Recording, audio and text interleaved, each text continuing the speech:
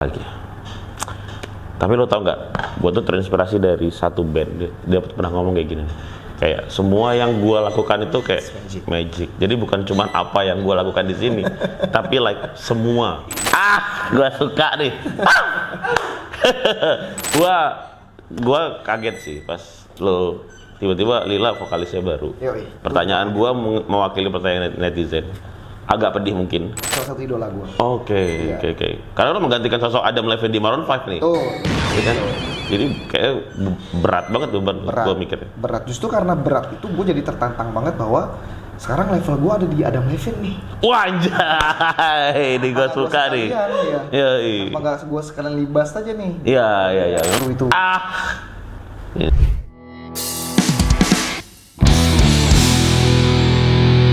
Aryo Setiawan. Yoi. Lo pernah main kartu gak sih? Main kartu dulu sempet waktu SD gua main. Enggak sejauh. Iya. Ya, kocok. Ngocok. Kalau ngocok Acak berarti. acak, ya. Kalau ngocok kan udah Kalau mungkin ngocok udah. kan rutinitas ya. Kalau diocok kan dulu. Sekarang kan lepas tangan. Sekarang ada yang auto ya. Auto. Manual masih. Oke. Oke. Kocok Nih, dong. kocok biasa aja. Shuffle aja. Lo punya kartu favorit nggak? Kalau gue punya. Pernah, gua juga. Gua kartu favorit gue tuh Queen Hati. Karena dia Queen. Hati. Ratu. Udah, kocok. Udah. Udah cukup puas ya. Oke, sekarang gue letakin. Gue minta lo untuk tunjuk satu kartu, tunjuk aja. Tunjuk terus kita bawa ke atas tanpa dilihat. Oke, jadi lo nggak tahu, gue nggak tahu. Dorong aja. Iya. Yang mana? Oke, yang gitu. Ini gue bantu. Biar kita nggak mungkin ditukar, gue coba masukin ke dompet. Oke, gue masukin ke sini. Kelihatan nggak sih? Kamera kelihatan nggak? Kelihatan ya. Oke. Paham. Jadi, tapi yang mau gue coba sama lu hari ini bukan itu. Yang mau gue coba sama lu adalah gue coba untuk baca pikiran lu. Jadi gue minta lu untuk ambil satu kartu lagi. Sorry, ini gue taruh di sini. Kayak tadi. Ya, tunjuk. Gue coba lo lihat, terus atau nggak usah lo lihat deh. Lo tunjuk satu kartu lagi. Gue coba tebak itu kartu yang lo ambil apa. Waduh, tricky ya. Kalau menurut gue ya, ini kartu favorit gue. Menurut gue ini Queen Hati. Coba ya kita lihat ya. Sebenarnya nggak ada orang yang bisa ngelakuin ini. Nggak ada dong.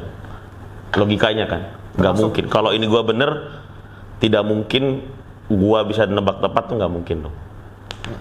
Apalagi Queen Hati udah gue sebutin sebelum pas lu masih ngocok kartunya. Jadi kalau bener magical banget. Kalau ya.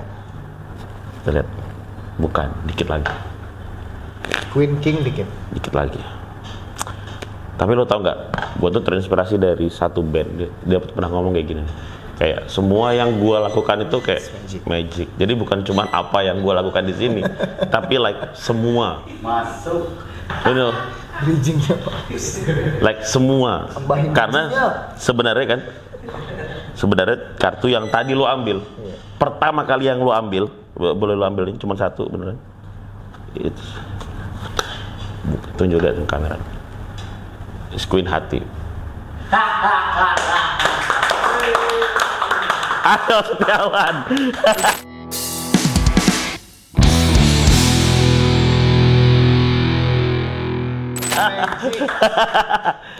Aryo Setiawan. Lila.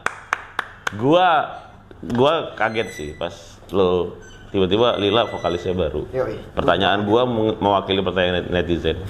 Agak pedih mungkin. Cuman netizen pengen tahu itu, gua pikir. Atau gua mungkin juga pengen tahu itu. Produser gua juga pengen tahu itu. Semuanya pengen tahu itu. Apa strategi lo untuk lepas dari bayang-bayang naga? Strategi gua pertanyaan pertama gue emang agak gitu, tapi itu yang penting. Ya kalau menurut gue semua tipikal penyanyi itu punya gift-nya masing-masing, punya aura dan punya karakternya masing-masing. Dan menurut gue karakter gue cukup mumpuni untuk memberikan warna baru di Lila. Jadi memang strateginya kita nggak pakai warna yang lama. Iya, kita adu jotos warna aja udah gitu. Gue suka nih. Tapi lu udah berapa tahun sih 2020? 2020 potong Covid kali ya? Covid berapa tahun sih? Covid belum selesai 2022 kan? Official pokoknya 2020 Februari. Baru lo, itu single pertama? Langsung single? Itu announce, kalau single pertamanya rilis itu bulan Juli pas anniversary-nya Lila. Oh, Lila tuh anniversary ke? Sorry, gua nggak tahu. Dan sekarang tuh udah ke 17 tahun. Hah? Lila 17 tahun? 17 tahun. Lila? Itu lu umur berapa tuh? Pertama kali Lila Wah, muncul. gua sih belum lahir itu ya. Lu masih bentuk sperma Masih bentuk sperma. Gua masih dibuat itu, masih dirancang. Udah 17 tahun Lila. 17 tahun Lila. Oke.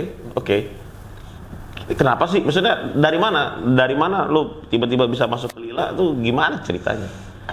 Sebenarnya itu sih kalau mau diceritain versi lengkapnya udah banyak mungkin ditemuin di podcast. Bener. Yang lain itu. Karena yang pendeknya gini. Yang maksudnya poin yang pengen gua cari tahu gini. Lu kan dari Kalimantan ya? Terus lu hijrah karena ajang pencarian bakat? Nah bener, nah itu singkat ceritanya karena gue penasaran sama diri gue challenge tuh. Gue coba kayak ikut talent search yang ada di peribu kotaan. 2 kali lagi. Akhirnya tembus. Iya. Setelah tembus gue coba medan yang ada di ibu kota ini. Akhirnya singkat cerita gue dihubungi sama akun officialnya Lila.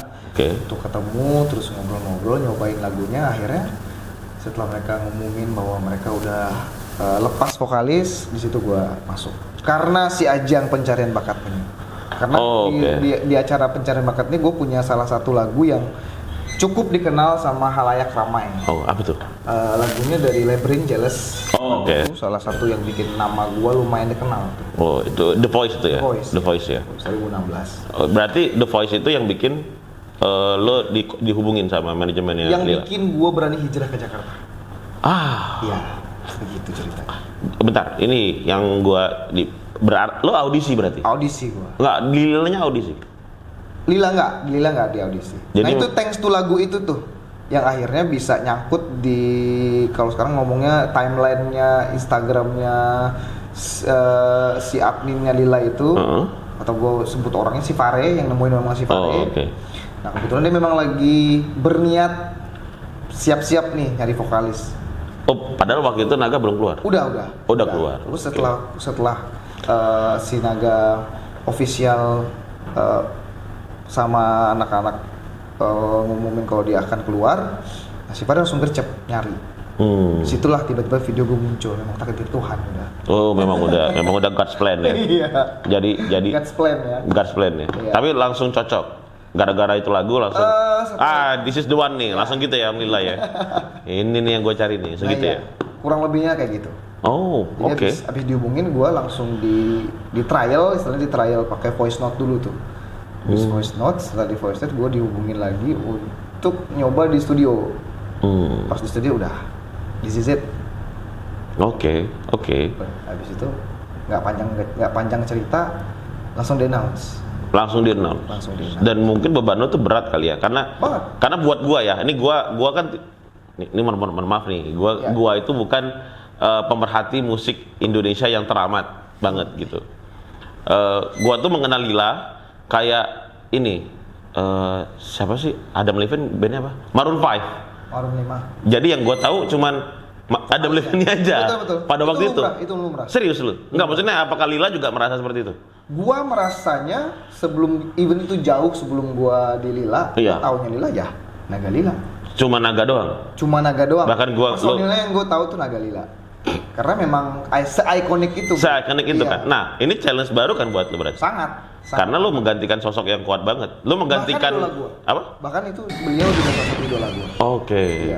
Karena lu menggantikan sosok Adam Levine di Maroon 5 nih. Betul. Ya kan? Betul. Jadi kayak berat banget tuh gua mikirnya. Berat. Justru karena berat itu gua jadi tertantang banget bahwa sekarang level gua ada di Adam Levine nih. Wah, anjay. Ini gua suka nih. Iya. Kenapa gua sekalian libas aja nih? Iya. Memang mental dari daerah tuh memang begitu sih. Gua suka sih. Ya kan? Struggle-nya orang yang hijrah ke Jakarta keras, Bos. Kita anak daerah lebih keras, Bos. harus. Iya gitu ya. Tapi lo so far nyaman di Lila? Sangat nyaman, karena menurut gue teman-teman yang ada di Lila itu karena memang basically mereka udah sangat lama terjun di industri. Jadi untuk gue yang baru bergabung dan baru sekian tahun di industri tuh gue diayomi banget untuk tahu gimana seharusnya gimana seharusnya gue bersikap sebagai orang yang tidak terlihat baru di industri. Oke. Jadi mereka tuh mengayomi banget. Memang mereka tuh justru guru banget. Guru sekaligus teman. Iyalah, 17 tahun. Iya, 17 tahun. 17 tahun bareng-bareng tuh. Jadi ibaratnya gue tuh sudah mencuri ilmu 17 tahun untuk 3 tahun gue bergabung.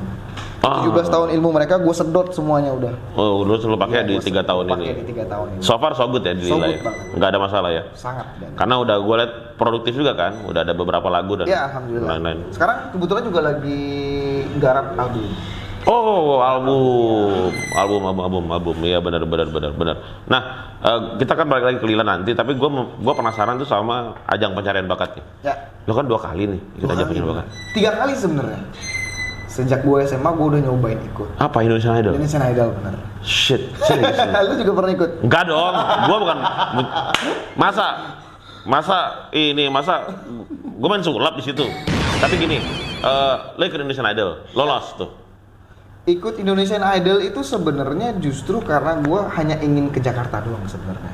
Emang lo dari dulu memang pengen Kalimantan Barat tuh Pontianak kan? Pontianak bener. Gue pernah bukan di Pontianaknya gue. Jadi? Gue lagi kabupaten lagi. Temen gue tuh ada di Landak, Landak ya ada. Iya Landak. Lo jauh dari situ? Dari Landak gue 3 jam lagi tuh, namanya Kabupaten Sekadau. Waduh. Ya, warna kabupaten banget pokoknya itu.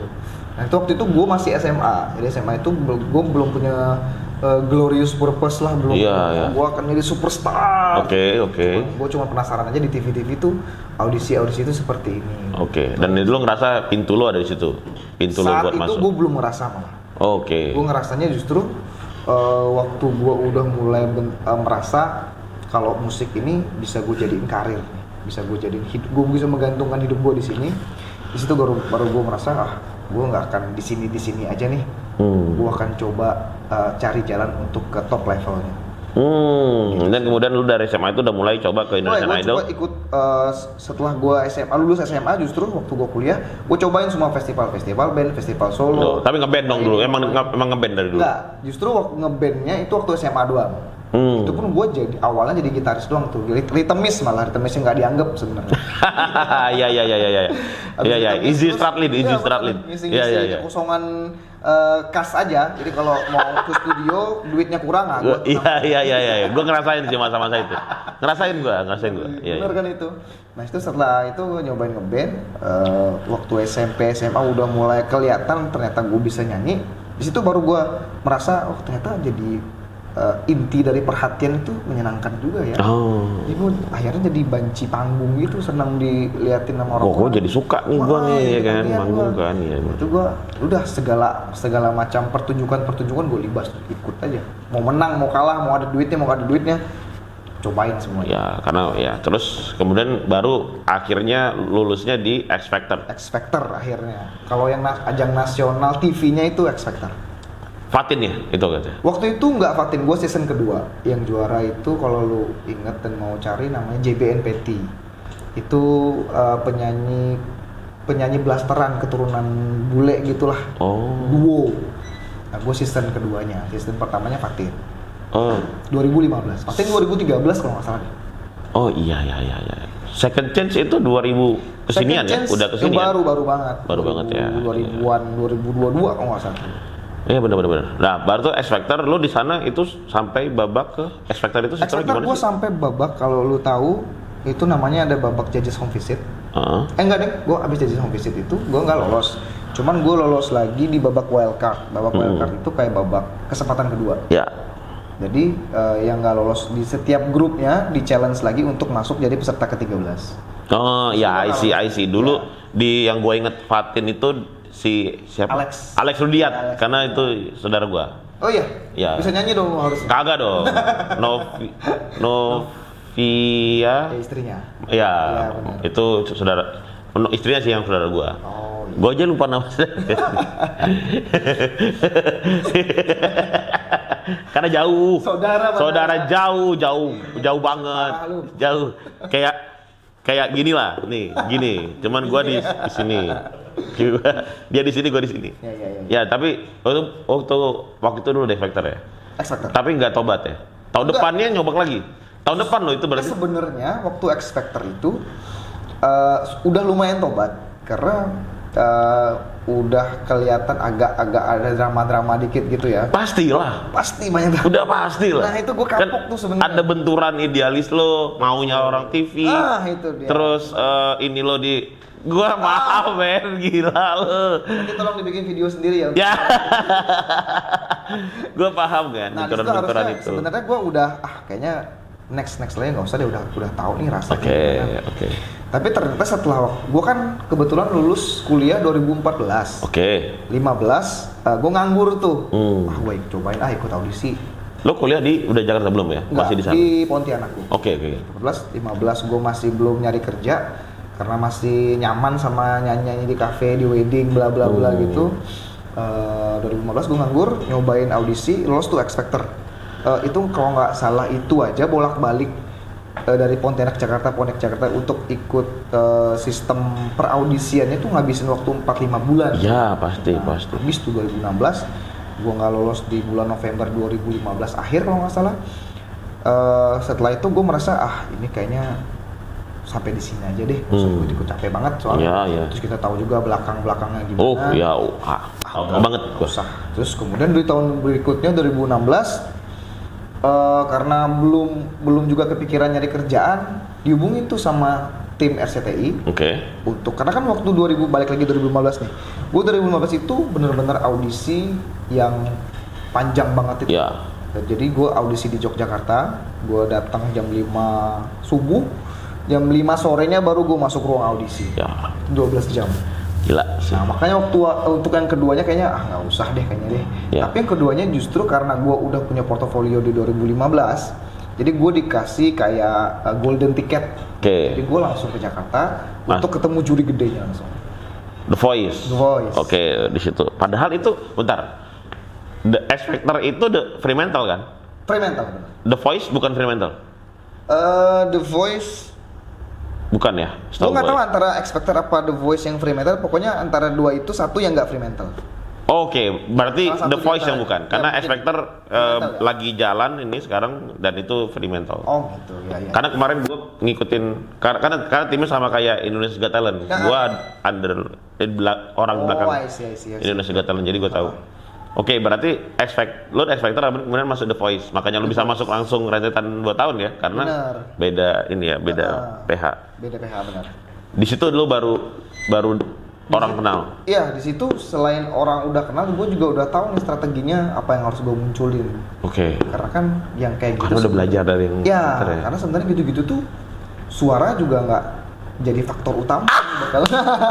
Suara tuh nggak jadi faktor utama. Tolong judulnya ini adalah membongkar ajang pencarian bakat bersama Aryo Lila. Suara itu bukan faktor utama lu akan dilirik apa enggak sama tim. Faktor utamanya adalah background story. Enggak. Harus jual gorengan dulu. Iya. Suka nih gue nih. Tapi mohon maaf nih, masih pengen kerja di TV saya. Ya. Tapi lanjut. Tapi kan ini buat pelajaran buat ini. Jadi sebelum audisi ya siapin cerita sedih dulu lah. Lanjut. Itu salah satu tapi salah satu bukan semuanya. Tapi kalau lu emang suaranya bagus dan citra diri lu bagus ya bisa aja. Ya kalau bagus mah bagus aja kan. Iya benar. Tapi di situ lu baru tahu strategi nih. Baru tahu isi-isiannya ternyata harus begitu, harus begini. Itu begini. Iya. Tapi lu sebel gak sih? Maksudnya karena gua tuh bidangnya sulap ya, jadi gua tuh suka sebel tuh kalau kadang kan waktu itu kita konsultan acara, jadi suka sebel tuh kalau kadang-kadang maunya orang TV itu seperti A, tapi kadang-kadang pesertanya gua nggak bisa kayak A, tapi orang TV-nya pengen A. Di nyanyi itu ada begitu nggak sih? Pasti. Lo disuruh nyanyi yang hal yang lo nggak suka tuh? Bener. Apa waktu itu? Lagu apa yang waktu itu? Kalau gue boleh tahu? Kalau waktu itu lagu itu kan kita si talentnya ini, si penyanyi udah tahu nih ukuran kekuatannya udah. Untuk berperang itu kita harus punya amunisi yang paling spektakuler dong sebenarnya. Oke. Nah, jadi amunisi itu, peluru-peluru itu tuh akhirnya berbenturan sama mereka. Jadi kekuatan kita yang sebenarnya tuh nggak bisa keluar. Itu kekecewaan mendalam itu di situ sebenarnya. Contohnya kayak gue pengen nyanyi lagu ini nih. Gue yakin gue kalau di sini gue perform gue akan spektakuler nih. Ya. Gue bakal oke banget. Karena ini udah mainan gue banget nih, gitu ya. Gue akan, tapi ya kita bisa apa ke mereka? Yang punya hajatan kan yang mereka. punya hajat kan, yang mau tahu kan mereka. Tamu aja. Kalau udah produsernya bilang, lo gini, kalau enggak lo cabut lo malam ini. Cabut lo. Mau bagus, emang kamu peduli? Ya, itu dia. Ya gitu lah, something apa ya, suka duka ya kalau gue bilang ya. Tapi karena memang, dan ini bukan cuma ada di Indonesia sih. Hampir semua ajang pencarian. Dan di luar negeri juga begitu kok. Acara TV kebanyakan seperti ya, karena mereka bertanggung jawab sama apa yang lo lihat di TV kan. Betul. Karena itu. Nah, lalu lo kemudian selesai dari situ, tapi kan ada untungnya juga dong, karena dari situ lo akhirnya dapat lirik kan. Artinya lo audisi secara langsung nih. Ya kan? Orang-orang bisa ngeliat, wah ini kayaknya buat band gue cocok nih. Betul. Dan kemudian yang kontak lo adalah semua yang kau lakukan is magic kan gitu ya. Magic. Magic. Lila. Betul. Baru lo bisa masuk ke Lila gitu. Betul. Nah, di Lila tuh, nah ini yang mau gue tanya nih. Lo kan solois ya? Ya. Lila kan band. Solois harusnya. Solois kan? Solois. Benar. Tapi kan Lila tuh band. Ya. Band itu kan punya cara tersendiri betul, kan. Kalau yang gue tahu sih. Ya itu gimana caranya? Justru kalau tadi pertanyaannya lu adalah bagaimana susahnya di Lila, justru itu. Dia penyanyi solois dan jadi satu dari 5 kepala ini yang akan di manage sebagai sebuah grup. Oke. Dengan warna sebuah grup ini yang sudah tercipta dari 17 tahun yang lalu. Justru challenge tertingginya di situ. Challenge tertinggi aja. Iya, karena menurut gue di solo itu, jadi penyanyi solo itu lu bebas aja, lu akan mengekspresikan, mengimagekan diri lu seperti apa, lu punya suara, punya kekuatan, lu bisa keluarin segala-galanya, lu bisa nyanyi seperti A, seperti B, seperti C, teknik A, teknik B, teknik C. Betul. Nah, waktu once lu masuk sebuah grup yang udah punya warnanya, segala apa yang udah lu pelajarin lu buang ke sampah tuh. Oke. Iya, jadi kalau bahasa ringannya justru sesuatu yang udah ada di level 9 harus diturunin ke 7. Nah di situ tuh menekan itu yang jadi PR buat gua. Ya, karena lo harus ngeblend kan. Ya. Poinnya di situ. Karena kalau maju sendiri juga nggak cocok juga. Iya. Ya benar. Jadi lo harus ngeblend, makanya lo harus menurunkan ego lo. Oke, ini sih menarik ya, karena itu tantangan paling besar kan, karena lo awalnya solois. Dan banyak juga orang yang gagal nggak sih? Sangat banyak. Nah, itu faktornya. Ketika lo masuk ke Lila nih, gue tanya nih. Netizen banyak dong yang membandingkan pasti dong. Itu udah makanan sehari-hari. Serius? Iya. Wah ini sih ini golnya di sini, golnya di sini. Iya, nah lu nyikapin kayak, tapi ada yang suka juga kan? Ada yang respect gak sih? Nah justru waktu awal banget gue dihubungin sama Lila, gue sama istri gue itu langsung discuss. Wah kita akan masuk sebuah band yang vokalisnya udah ikonik banget nih. Gimana? Udah langsung ngebandingin nih. Kebetulan kan kebanyakan teman-teman gue juga kayak vokalisnya Geisha, vokalisnya Drive, vokalisnya banyak nih itu yang menggantikan sosok-sosok sebelumnya. Memang tantangannya gede banget tuh. Ya, memang yang dari Drive juga dari ajang penyanyi banget kan? Hampir kayak band-band 2000-an tuh kebanyakan sekarang juga udah pada ganti vokalis sih sebenarnya. Iya. Kita mau lihat-lihat ya. Jadi gue belajar dari apa yang udah terjadi juga itu memang tantangannya berat banget. Iya. Untuk punya mental yang harus dihujat dan banding-bandingnya tuh udah wajib harus punya. Waktu lu pertama kali ditawarin untuk mengganti ini, lu udah akan harus siap dibanding-bandingin, diejek-ejekin, direndah-rendahin. Dibanding itu udah harus siap bangetnya mentalnya. Waktu itu gue mikir kesempatan kayak begini tuh bukan cuma emas ya, ini berlian. Selain karena gue memang penikmat musik-musik seperti Lila. Oh, lo memang intuit sama musiknya juga aja ya? Iya, gue tumbuh kembang justru dengan lagu-lagu genre mereka. Oh. Lila, Massive, Noah, Sheila on Seven. Iya. Bisa gue bilang itu gua banget tuh. Makanya gue bilang, mungkin ini udah jalannya. Karena memang menurut gua goals tertinggi gua adalah masuk industri dengan sesuai genre gua nih. Menurut gua Lila tuh genre gua. Oke. Jadi apapun resikonya udah hajar aja. Sikat aja ya. Nah, ketakutan gua waktu itu ya benar kayak semua orang yang ngalamin ya, untuk menjadi sosok yang menggantikan sosok yang udah sangat ikonik dan gede banget itu memang fair banget. Tapi ya udah apapun terjadilah sebenarnya. Tapi justru kita tuh memang nggak boleh takut sama hal yang belum terjadi ya, memang. Ya, betul dong. Itu ada sebuah kegoblokannya, tapi ya sering dilakuin sama kita lah. Ya. Jadi ketakutan itu justru malah tadinya gue tunggu ini mana nih. Gue udah siap dihujat. Ternyata waktu gue pertama kali dikenalin, gue nyanyiin lagu-lagu Lila secara on air, secara nih gue di-announce sebagai Aryo Lila dan Aryo Lila menyanyikan lagu-lagunya Lila. Ternyata tanggapannya positif, hampir 70% positif. Oh. Terutama yang gue nilai dari teman-teman Lilaku karena mereka memang fans Lila yang terdekat banget. Ya. Nah, gue justru mengukurnya dari mereka tuh. Ternyata mereka welcome banget. Nah, di situ gue membesarkan hati gue ternyata, wah, ternyata gue bisa. Ternyata tidak seseram itu ternyata. Berarti tapi memang ada kayak pasti pressure-nya tinggi banget. Pasti ya. Dan lu finally lu bisa kayak ini enggak segitu-segitunya kok. Jangan takut lah, bodo amat lah kata orang. Orang itu pasti akan ada pro dan kontra, nggak mungkin semuanya satu suara. Ya benar. Ini gue setuju. Tapi ada ini nggak sih? Maksudnya kayak fans yang gimana gitu kan, ada yang DM awalnya terus kan, karena kan Lila kan cowok dan lagunya kan romantis banget. Betul. Harusnya kan lo sebagai frontman kan di mata wanita kan harusnya melelehkan hati, menggetarkan jiwa. Tapi lu tuh ada nggak sih yang kayak gitu? Udah mulai ada nggak sih maksud gua? Sebenarnya sejak sebelum Lila pun udah gitu. Oh, udah gitu sih. Ya tadi gue si ajang pencarian bakat itu lumayan, exposure-nya lumayan banget buat profile gua. Oke. Jadi gua udah lumayan. Gua waktu sebelum masuk Lila tuh off air-nya udah lumayan sebagai soloist ya. Soloist tuh udah lumayan. Jadi waktu di Lila memanage-nya lebih gampang. Jadi enggak kayak kaget gitu. Justru enggak. Bahkan masa lu yang tadinya di ajang pencarian bakat tuh bisa jadi fansnya Lila ya. Oke. Gue penasaran dong. Berarti kan lo dengar lagu Lila kan sebelum lo lo ikut ajang pencarian bakat dong? Jauh banget. Apa lagu yang lo inget dari Lila sih?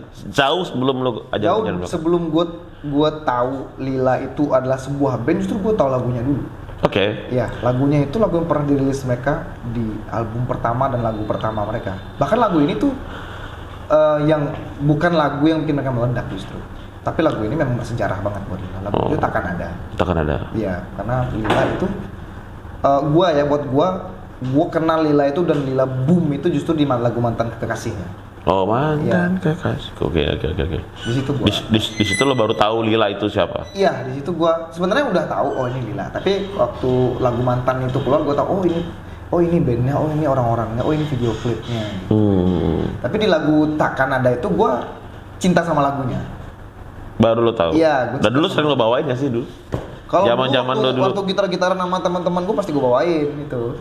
Akan jerah gitu. Dan finally lo udah sekarang gue membawakan lagunya itu kayak ya memang basi mungkin kalimatnya, tapi the dream come true itu. Ini gue suka.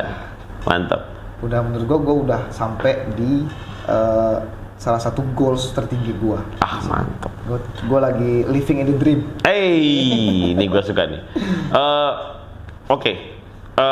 Mungkin ini pertanyaan udah di ujung-ujung pertanyaan gue. Ya. Single baru. Sudah muncul. Sudah tiga. Nah, masalahnya ini kan zamannya udah berubah. Betul. Lo punya strategi apa nih untuk bisa bounce back Lila yang baru dengan Lila yang kemarin. Kalau strategi sebenarnya bukan strategi doang ya harus, karena memang secara industri itu segala-galanya udah berubah nih. Banget. Berubahnya udah hampir 360 derajat. Ya. Nah, kalau menurut gue sendiri sih untuk sekarang, kalau gue lebih fokusnya untuk gimana Lila bereksplor untuk gue sebagai frontman mereka, maksudnya sebagai warnanya Lila di Aryo ini akan jadi seperti apa Lilanya. Nah, kalau strateginya sendiri ya kita bikin lagu yang menurut kita ini akan disajikan kepada masyarakat. Nih, gue punya masakan enak nih, cobain dong. Masalah mereka akan nyicipinnya enak apa enggak? Ya, itu udah kita kembali lagi pada. Karena menurut kita itu adalah racikan terbaik kita. Ya. Nah gitu. Mantap. Dan ada album ya? Bentar lagi ya. Insya Allah, ada album. Sekarang lagi proses 70% udah. Insya Allah tahun depan, awal tahun depan Insya Allah rilis. Ih, mantap. Kita tungguin Lila apakah akan bounce back lagi, akan lagunya diputar di FTV lagi ya. Itu dia. Amin. Aryo, thank you. Kenapa? Thank you. Rilisnya di sini. Emang kita siapa? mantap. Pastilah Aryo bisa. Thank you Bang udah datang ke sini. Karena dia musisi, kita dengerin dia nyanyi aja lah, lebih enak ya daripada di. Thank you Aryo, kita ketemu lagi di ngobrol-ngobrol random selanjutnya. Random talk.